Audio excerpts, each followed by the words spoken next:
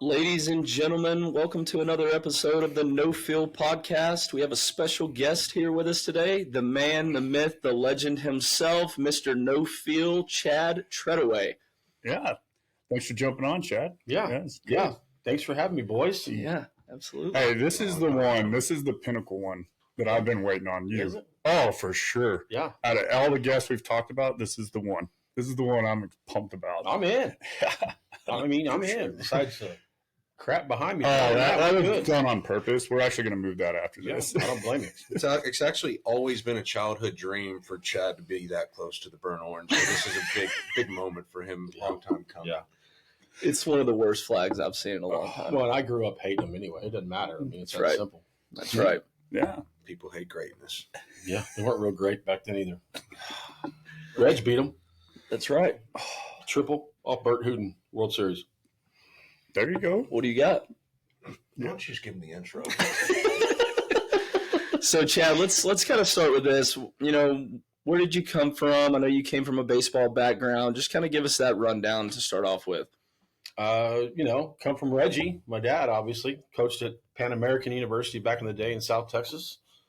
He coached there for 30 years. He was there. He was assistant coach for 25 and then head coach for 5. He was under a guy by the name of Al Ogletree, who's a legend college baseball coach and Hall of Famer, and every kind of Hall of Fame you can imagine. So grew up pretty much with Coach Al and Reg my whole life, at the field. That's where I grew up, and at the college and stuff like that. So that's where it all started. Obviously, it's in the blood, and it's all I ever did. And so after that, ended up for me playing, obviously high school baseball. Went to Seminole Junior College in Oklahoma for a couple years. Drafted by the Cubs. Played with the Cubs and the Padres for 8.5 years. Tredaway guy, never made to the big leagues. And then after that, I retired. Played in Mexico a year or something. And I retired, and then started managing an independent ball. So I managed an independent ball back in Edinburgh and for the Fort Worth Cats. 7 years, I think, something like that. Mm-hmm. And then obviously, with Sean, one of my good friends, and I was up here at the time, and decided to get out of that whole deal and start doing our younger baseball and our academy stuff or whatever, and rolled it out. Yeah. I mean, it's just been a long road, but it's always been involved with baseball, so it's been great. So you said that your dad coached at Pan Am, and you ended up actually going to Seminole Junior College in Oklahoma. Yeah. Is there a reason you didn't go play for your dad at Pan Am? Yeah. How did that kind of pan I out? think it's just wanting to get out of where you're from. I mean, I was just from deep South Texas, and I hadn't been anywhere else. Today, in today's day and age now, the baseball in South Texas is a lot better than what it was. I think when I played, it was, there was some good players, but it just wasn't a very good overall depth of good baseball. And so I was wanting to just get out and see if I could play or not. I mean, I was a pretty good player, but I just didn't know what everything else had to offer. So Lloyd Simmons at Seminole, I signed with Oklahoma out of high school, but they had a coaching change. And so Lloyd Simmons at Seminole pretty much called me and said, this is the best place to go anyway, Mm-hmm. in a certain few words or whatever. And, it was the best choice I made. I went to Seminole and grinded it out for 2 years in JUCO, a tough JUCO. But yeah, that was the process. I just wanted to kind of get out and just see other parts of this world in baseball. Yeah, and you were an All-American at Seminole? Or Yeah. I had my second year. Second year? Drafted my first year by the Cubs, went back, played another year. All-American, had a big year, that second year or whatever. So I ended up signing with the Cubs after that second year. So National JUCO Player of the Year, right? yeah, it's a pretty good year. Yeah, pretty good. That's huge. Decent. Mhm. Yeah. So what was your favorite moment from Seminole? You have one? Yeah, I have a bunch, man. We were 64-2 my freshman year. Good. Ranked number 1 in the country all year long. Went to the World Series. So my favorite moment was that whole point. And then we went to a barbecue, went to the house. So after that, it wasn't very good. Ooh, but wow. no, it was just the challenge of it all. Coach Simmons was, he was a beast of a coach, man. Tough.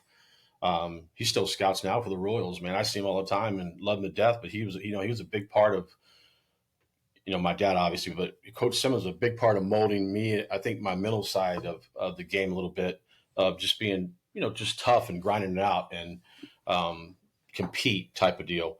But yeah, we were 64-2. I mean, I think in the 2 years I was there, we lost 13 games. I went to the World Series both years, and we didn't play good there. But yeah, I mean, all that stuff was good. I just love the experience of it, man. I mean, you gotta really love it. You don't play JUCO baseball, you better love it. And people talk about it all the time, but like, I don't think people have any inclination until you actually get there and you realize, okay, this is a little different. No time restraints, none of that type of stuff. Like, you're rolling. I mean, you go to Division I, it's that's fine. You're working hard, obviously, but it's just a different format. JUCO, you got to grind. When we were in the basement, we were hitting the basement and lifting in the basement, running down a highway. That was our deal. I mean, it was, so you learn how to, you learn how to appreciate a lot of things, I think, when you go through those type of things. And, and plus you got to compete and fight for what you're, trying to do. So, yeah, I think I'm a JUCO guy. You guys know that. I love the battle or just the learning experience from it all. So you guys said you lost 2 games. You went 2-0 in the World Series. What was that bus ride back? Yeah, Coach Simmons didn't say a word. We call him Zero. That's his number, 0. That's how many losses he wants every year. I mean, that's but no, yeah, it's one of those deals, man. I mean, I don't remember Coach Simmons or Zero Z saying anything to us. I mean, he didn't say a word to us on the way back. And we were stacked too. I think we had 13 guys drafted off that team, for a JUCO team. Of course, this is back when you had 35, 40 rounds of the draft. Yeah. But I mean, we were stacked with guys. That was a rough one. And we lost, I think, if I remember right, I mean, it's been a while back now, but I think we lost to Rhode Island or something out of the gate. I mean, these guys, they were terrible, And then Howard beat us, but Howard was really good back then. And they still are, but Howard was really good. Then they had Frankie Rodriguez, who was actually, I think he was a first rounder that year. But he was a player of the year, and he beat us on the mound. He was 96, 97. But, didn't say much, man. I mean, and you know what? And we've never talked about it. Wow. To this day, and I see him. I love him. Like we go to alumni every year. I take my boys up there with us. We go, and I see him probably a couple times here. Of course, when Tanner was at Oklahoma, I saw Z all the time because he's scouting. But yeah, never ever has he talked about it. So wow, one of those things, man. Yeah, it's awesome though. So there was a story that Reggie, your dad, actually told me one time about you're playing maybe short or you're playing the infield somewhere, and you kind of Cadillac a ground ball. What was that story? So that's in the Central Districts. This is the last out to go to the World Series. Okay. And we're playing, I think is it Three Rivers, maybe junior college out of Missouri. I think that may be the right name or something like that. Anyway, and we were, of course, we were who we were, but, and they were talking trash the whole time, man. I mean, it was a heavy, back and forth. I mean, heavy talking trash, fun stuff. You know what I mean? Mm-hmm. But of course, I wasn't going to participate in that type of stuff. I mean, I wasn't talking any trash. I was just trying to play. But anyway, right. It was great, man. I mean, I loved it all about it. Well, so the last ground ball is 2 outs, man. I mean, we're going. It's over. Thank God we're up by 6 or 7. Ground ball hit to me. They're in the third base box. I'm at short. I catch the ball. I turn, and I take about 4 shuffles just staring at them. And I threw the son of a bitch in the parking lot. Oh, my God. Z was pissed, man. I mean, he was not happy. I mean, he was yelling at me. You know what I mean? I mean, it was great. It was awesome. What did Reg say about that? I don't know what Reg said, but I think his head was definitely down in the stand. You know what I mean? And I think he probably had a good little shake going, type of deal. Oh, man. Yeah. I can only imagine doing something like that. Oh, yeah. Oh. I mean, I threw the parking lot. I didn't even throw the thought. I mean, I airmailed it. It was that fourth shuffle that got you. Oh, yeah. That last shuffle right there. You know what it kind of looked like? It looked like the old shortstop from Texas, Faltini. Oh, yeah. Every time he got a ground ball. That's right. Yeah, that wasn't awkward. No. Here comes the first punch. I'm just saying. I mean, some people think he's a Hall of Famer or something. I mean, whatever. Yeah. Trevor thinks he's Hall of Famer. Listen, we were just waiting for the bat to come around. Turns out it never did. I mean, that's kind of how it shakes out sometimes. Yeah. One thing we haven't got to mention yet, for those of you that don't know, the lineage of Tredaways in baseball continues. We've got Tanner, who played at OU, Tate, who plays at Angelo right now. Trav is on the up and coming, and we're going to get a bat in Ray, his daughter's hand, soon. Tell us what it's been like just to kind of witness your boys go through this entire process and fall in love with the same sport you grew up falling in love, probably from Reg, I'd assume. Yeah. Kind of just seeing that passed down. Yeah, I mean, listen, there's nothing better. Like, it's so much better than when I played.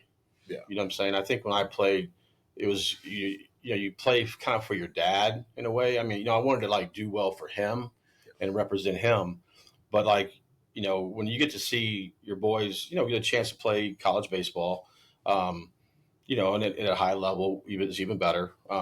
Whatever. But yeah, you can't beat the experience of it all.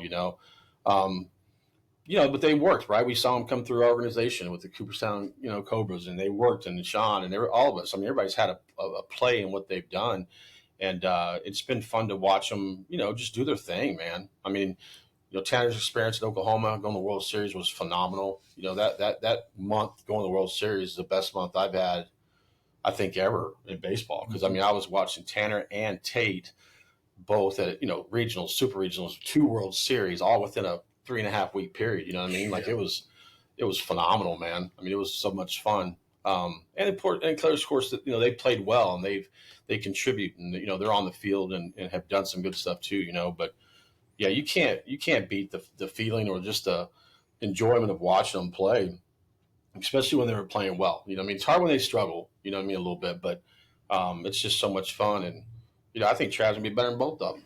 That's what I think. Trav's Trav's a guy, right? So I think he will be too. So I mean, yeah, we're lucky too. I think to have that. I mean, and that's just kind of our world, man. I tell everybody all the time. I mean, everybody's got their worlds, right? It's like, this just happens to happens to be my big world of what we do.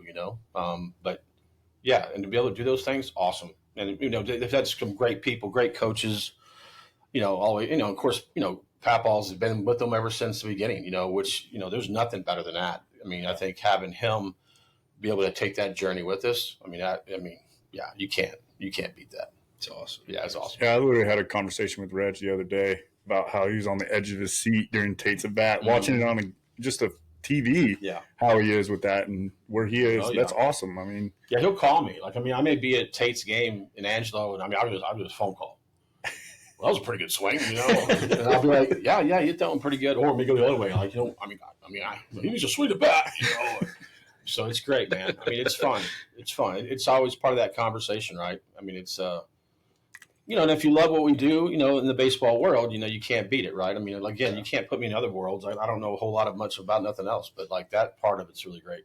It's awesome. Yeah, and maybe for some Cooperstown viewers out there, some travel ball viewers out there, understanding that these guys have played at the highest level. Tanner played at OU, played in a World Series. Sure. Tate plays at Angelo State, potentially the greatest Division II team in the country every year. They're in the World Series almost every year. Won a World Series while he was there.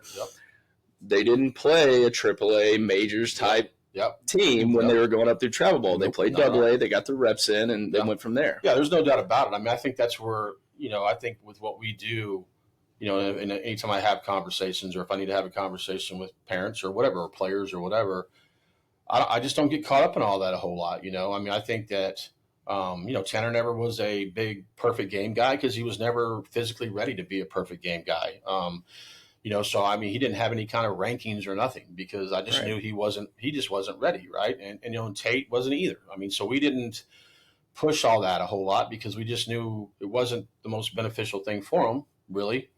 So that's what we did, but it didn't stop their path. It didn't stop where they, the opportunities they got because they took the right paths throughout that process. You know what I mean? And I think also too, it's like just understanding who you are, we talk about it all the time. I mean, you just have to have some feel, right, of what you can do as a player on the field and not get your feelings hurt because of who you are. I mean, Chandler went to, he got to go to, they both went to Seminole, which, Tanner wasn't even recruited hardly. I mean, Tanner's an all-state high school player, hit 500, stole 60 bases his senior year, and not one Division I recruited him. But I understand why. Just physically, he wasn't ready to go Division I, Right. And so, he goes to Seminole, obviously, and plays 1 year, and now he took off. Physically, he took off, and Skip Johnson at Oklahoma said, I'm ready to come get him. I mean, it was that simple. That's how it worked out. And then Tate was the same way. Tate was just kind of not quite there. Junior college is a great path for him. Angelo State came calling. They're Division II, but they're a high level Division II, like we talked about. And that was his path. He wanted to do that. He was like, I think that's what I want to do. I'm like, let's go. Yeah. So again, I got a Division I player, Division II player. I got plenty of kids who play Division III or D2 JUCO or whatever it may be, right? I mean, I think it just comes back to understanding who you are, and then and not overreading that either. It is so hard to get on the field in college baseball these days. Yeah. So if we've had plenty of guys make the wrong decisions, without a doubt. So it's just one of those things. No doubt. Well, let's talk about the no-feel part, right? We talked about it in episode 1, right? Yeah. You're the one that came up, like we got it from you, Right. Can you kind of walk us through? Yeah, I mean, it's just an everyday thing for me, man. I mean, no feel. I mean, I just saw it right now driving down the road a while ago, I mean, I don't know. I just have, and I think it comes back just from, the reality of the men in my life, starting with Reg, right? But, Lloyd Simmons, I mean, Mike Brown, all these guys they're all part of my life, man. Like there's just no BS in it, man. It's like, see through it all, be real about it, and wear it if you have to wear it, dish it out if you have to dish it out. I mean, and just get them on the right path, man. Like I've always wanted my boys to be, raised similarly like how I was, I guess, but I want them to be tough, man, and have some feel, not get their, butt hurt and feelings hurt. I mean, I can't stand that stuff. And I think in the end, accountability is the key to it all, right? Like that's the feel part for me, right?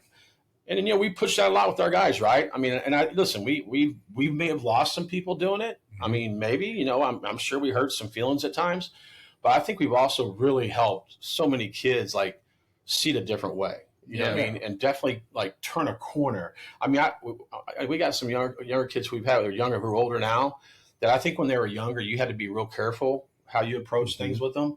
And now it's like they've gotten past that where, I mean, I'll wear them out pretty good, and they're great. They're great, and they, and I think a lot too half of it, and it's so much fun too. It's like trying to relax and enjoy your company with all these guys. I mean, I do it because it's fun.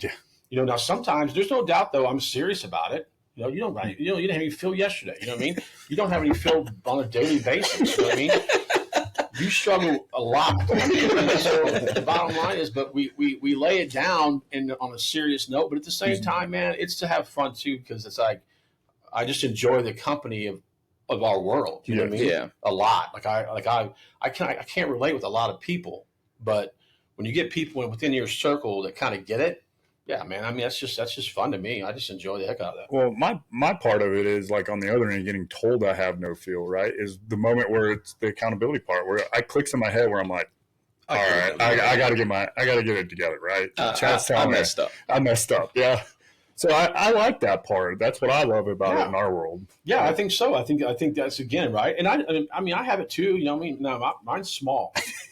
It's real small, man. It doesn't happen a whole lot. It sounds like Wally. It sounds like Wally. I'm perfect. I mean, you know where my no feel comes out of. It doesn't come out of you guys very much at all, hardly at all. But Reg or something. Yeah.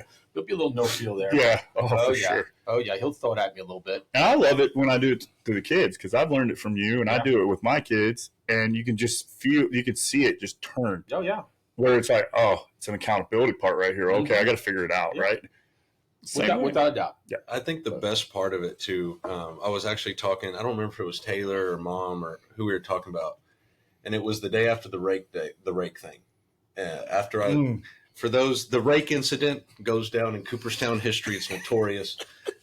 Absolutely embarrassing. My first practice of the spring, it was completely on me, freezing cold. We were out there. We just threw the rakes in there and left it. I got lit up in the group message pretty good. Anyways, just so y'all have a little background on that. Mom was like, so was he pretty pissed off at you for the rest of the day after that? Or y'all kind of, I was like, no, he ripped my ass. He ripped my butt. And then we talked college baseball. Like it was just, he got it out of his system and then we went right on with our day. And I think that's kind of the best part about it too, is that straight to the point. He'll light you up and then we'll go on with our day. It's not personal. It's just, this needs to get fixed. This needs to be better. You've got to be better. And let's do this thing. And that's the way to do it. Right. Yes. I mean, I think, and again, I learned that from my dad, like, back to everything I've done, like, when I was a manager in independent ball, right, and I got my pitching coach, I hate pitchers. I don't know nothing about pitching. I'm not going to fix anybody on the mound. My mound visits are probably epic if we had those on mic. Yeah, on mic. I mean, like my mound visits are unbelievable. Have nothing to do with pitching as far as mechanics. You know what I mean? And I used to tell my pitch coach all the time. I mean, I'd blow him up. Like we getting, I mean, it'd get heated at times or whatever. And I remember Frizz out those BP for the Washington Nationals in the big leagues. He's a left-handed BP thrower. But anyway, Frizz was my pitching coach for a long time, and he's kind of a crazy dude. But anyway, but me and him would get after it, After a game, we'd sit after a game, have a beer, and I'd just start blowing him up, about whatever. I mean, one day he had one of his pitchers in the damn concession stand line during a game, you know what I mean? In full uni. Get the hot dog with mayo. Gotta have mayo on that thing, people. Listen, he's in full uni during a game. I'm walking out to Coach Third. I mean, there's 2,000 people in the stands. It's independent baseball. I look up, he's in the damn concession stand line in right field. And I'm like, you got to be kidding me, man. I came back and I blew Frizz up, man. And you know how we get, right? I'm like, dude, these guys don't respect you, man. These guys are jumping up in the freaking stands, man. I mean, I was hot, too. And after the game, and then Frizz, of course, he starts blowing at me or whatever. And then we'll sit there and yell at you for a while. Next thing you know, we go to a bar and hang out and have a great time. I mean, it's no big deal. Me and Sean are the same way here. Yeah. Me and Sean are the same way, man. I mean, Sean, me and Sean, we get each other like that, and I think there's times where, he'll respond to things maybe, that I think or whatever, and I'll do the same thing with him. He's definitely changed my mind more than I've changed his, I guarantee it. But me and Sean have had, tough conversations at times or whatever, but we both get it. I mean, we may be in here for an hour and it may get heated at times, and we'll walk out and let's go play golf. I mean, we're good. Yeah. I think that's just the way we see everything. You know what I mean? I mean, we don't hold it. It's not personal. We're not trying to, I'm not trying to lose good people as my friends. You know what I'm saying? Right. Seriously, it's not about that. It's about just being honest, being real, having some feel for what you're doing. And it's that simple, Yeah, and you got to have feel not only as a player but as a coach. If you're giving lessons like we all do, you got to make sure you get behind the L screen when you throw the ball, so you don't get hit and knocked on your back. Right? You got to make sure you're not putting the tee up next to your knee, where when a little girl swings, she doesn't hit your knee. Just things like that. With this, I see where the direction of this episode has headed. Well, but there's no doubt that's a great example of just, have some kind of feel for it. I mean, that's kind of ridiculous. I mean, listen, my oldest son, before spring training pro ball, got hit by a ball on that because his foot's hanging outside the cage. Yeah. So he breaks his ankle. Yeah. I'm like, listen, I don't know what to tell you on stuff like that. I mean, I haven't broke my ankle. I've stayed behind the screen. I've never been hit. Doing tee work. It's all right. I mean, there's a lot that of things one is amazing. There's a lot of things I have never, had happen to me that have happened around these cages. Yeah. It was a tough 2-week stretch, but in our world of baseball, it's all about the adjustment, right? It's been clean. It's been sharp lately. We got to wear catching gear now to do lessons. Yeah. How's the insurance pitch coming along with Sean? Because I need that pretty quickly. Well, I told you, me and him had to talk about possibly hiring a trainer to stay up here to keep you healthy just for lessons. Just sit right next to your cage. That's all one wants to feel is like they matter. Yeah, that would make me feel like I matter. So when you were coaching for the Fort Worth Cats, you had a player that pitched for you, Aaron Crow. Was that his name? Oh, yeah. So there was a really, really funny story that came along with that guy. Something about he was pitching and it was Kids' Day at the ballpark. Oh, God. Or something like that. Would you like to share that? Sure. I mean, let's go before I got Aaron, right? So before I was with the Cats, I think it was a year before, maybe 2 years before I came to Fort Worth. They had who's the other big pitcher that went to independent ball first pick? Scherzer. Yeah. So Scherzer was at Fort Worth in independent ball. Mm-hmm. I think he turned down some money out of high school or college. Not sure where he. I think it was high school. I'm not sure. I can't remember. I can't remember if he came out of high school or college. But anyway, I think he had turned down some money, so he went to play independent ball for a year. He was in Fort Worth pitching here, just dominating dudes or whatever. He was fantastic. I think he ended up being the first pick out of there. So he actually increased his value. You know what I mean? Right. On that. And that's kind of how that would work in independent ball. You get every once in a while you get a college guy. Not often, man. It's a rare deal, but you'd get a college guy who maybe didn't sign. Who maybe signed with an agent after their junior year, couldn't go back their senior year because they, had that course. Nowadays it's so much different, right? You can have advisors and all that, but back then you couldn't. Aaron was the same scenario. Aaron was a junior out of Missouri, Big 12 pitcher of the year. Really good, man. Mid-90s guy, sinking it, cut it. I mean, he was just really good. But anyway, Aaron, of course, I'm recruiting players, and when you do that, you talk to agents. So I had talked to Aaron's agent, and he asked me about him coming into. They were really going to come in. They were coming in before the first draft, late. It was more like in late May, and he came in, and he was spent like 3 weeks with us. He didn't pitch. He just worked out, but he was under contract with us there, and then he went in the draft, and I think he went. Golly. He must have gone late first round, maybe early second round. I think late first round, maybe that year. And I remember the night of the draft, or I'm sorry, I remember they had like till August 15th to sign him. Okay, so he got drafted. They hadn't signed him yet, so he was with us that whole time. But I didn't pitch him because he was still. I think they were using us as leverage, maybe to try to get whatever. And so I remember the night, like the 14th, that night of August, and I talked to him. I saw him and said, "Hey man, it was great to meet you." And, hopefully, you get big leagues pretty soon, all that type of deal, whatever, and all that. Next day he shows up, Aaron's back. I mean, he's like showed up at the field, and I was like, I'll be damned, he didn't sign, and he didn't sign. I mean, he turned down some money, and his agent said, hey, put him on the mound, let's go. And so the bottom line is Aaron was going to be with us the rest of that year, and then up until the draft of the next year. You know what I mean? So he probably had like 6 starts the next year. That's all he would probably have. So that's how I got Aaron, you know what I mean? So for us, it was great because, I knew Aaron could contribute, and, he's going to help us win games while he's there and all that type of stuff. So we go in the next year, Aaron's with us. He's going to have probably, I think, maybe 6, 7 starts, something like that. And that would be obviously his dressing for the draft, you know what I mean? So and all that stuff. So every time Aaron pitched, there's 30. Every team's coming to watch him throw because they obviously wasn't in college. He wasn't pitching in the spring. So this is May. They got pretty much about a month or 6 weeks to watch him pitch. So every time he pitched, we're loaded up. There's a ton of scouts. The brass is coming in, GMs are coming in to watch him type stuff. I talk to his agent all the time. Everything was restricted. Everything was pretty strict on his pitch counts and all that stuff. So we always made sure to abide by that or whatever. Anyway, last start before the draft. It's his last start. It's a Wednesday afternoon, Kids Day. So it's like a 12 o'clock game. 4,000 kids, 35 scouts, and I mean, it's just kind of a mess of a day, right? Hot afternoon. Can't remember who we're playing. All I know is the team that we're playing, though, it was our last game against them that week. We had played the previous 3 nights, and we beat them down pretty good.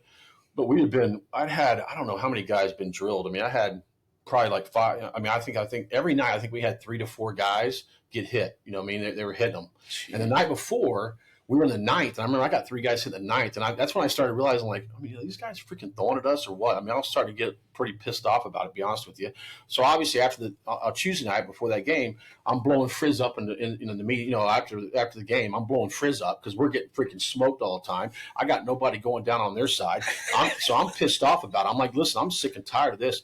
I told Frizz, I said, listen, I'm not trying to, because Crow, obviously it's his last start before draft. I'm not going to have Crow go out and just smoke people. But I told Frizz, he's good enough. You need to let him know. I want him to move some feet tomorrow. That's what I want. I want some feet moved. And I said, and if anybody could do it, Aaron could do it. Because, Aaron just knew he was that good. You know what I mean? And Frizz goes, all right, okay, I got it. Okay, whatever. So we go out the next day, last start. And Aaron's like an artist, dude. He's moving dudes' feet, sliders. So, he's just mowing dudes down. It was beautiful, actually. It was fun to watch. Hadn't hit one dude, hadn't hit anybody. Just doing his thing, right? It's beautiful. Hits his pitch count. I don't know what the score was of the game. I don't even know. Hits his pitch count, comes out. I'm like, hey, hell of a job, man. Draft's next for you, know what I mean? And I was just proud of him. It was great. That was it. And then Aaron goes, I'm going back out. And I said, no, you're not going back out. I said, you're done. Your pitch count's up. The draft's next. You're done. Hell of a job. Love you. That's it. He says, no, I'm going back out. And we sat there and argued for a second. And I got Frizz sitting there just like, watching both of us. And I told Frizz, I said, would you tell him he's not going back? He can't go back out. He's done. No way. It goes back out, gets hurt or something. No, he's done. I'm going back out. He was like, I'm going back out. I don't give a shit. What you say, I'm going back out. I'm like, well, I tell you what, you pull your agent down here then, and you tell him what's going on, because I'm not sending you back out. And then he says, I don't give a dang what he thinks or whatever. Like, he didn't care. Well, I sent him back out. So I sent him back out. First 2 guys mows him down. All right, 3rd guy puts about 95 right in his back. Team guy right there. Hey, let me tell you something. It was the most beautiful thing. When he smoked him that in the back right there, I looked at Frizz and said, this dude's going to be in the big leagues in a hurry. Yeah. Like, I knew that he was going to be there quick. But the problem is when he smoked this dude in the back, this guy throws the bat at him and charges them out. Oh, God. So now we got a whole new set of circumstances, right? And like in my mind, you know what I mean? And I try to run things right? Independent ball is great, but there's some crazy stuff would happen. But I tell you what, man, I remember I had whoever was next to me, a couple guys next to me. The first thing I said was, go get Aaron, go get Crow, get him out of there, because I sure didn't want him throwing punches. So I got them going to get him, we're all out there. I mean, there's kids and scouts, and in the back of my mind, I'm thinking, what a shit show. I can't imagine what that all looked like. You know what I mean? Because it was rough. It was on, man. So it just turned into this whole thing. They got Crow out of there. Thank goodness. I saw him get Crow out of there. Me and their manager, his name's Les. I won't give you last name. His name's Les. Me and him were freaking nose to nose at home plate. Frizz is, yelling at everybody and pointing at everybody. It just turned into, the other guys just throwing blows. That's the thing about those brawls at times, man. Like, you had to watch your lips, man.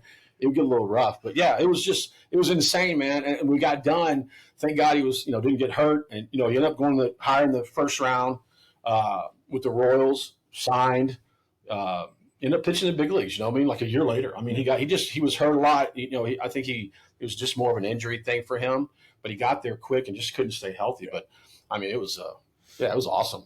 When I heard that story the first time about them going to get Crow, I'm just picturing the Secret Service just getting the president out, getting him out of there. Yeah, and they knew I was serious, right? I'm like, get him out, and I was just kind of watching that whole thing, because you got to keep your head on a swivel and stuff like that, because there's some of those dudes have issues, man, type deal. But yeah, it was a lot of fun, man. And of course, later on, you laugh, you have such a good time talking about it or whatever. Yeah. I just couldn't imagine what the scouts and, the kids were probably scared to death. And I couldn't kids imagine. Are crying. Yeah, I went to another baseball game again. Yeah.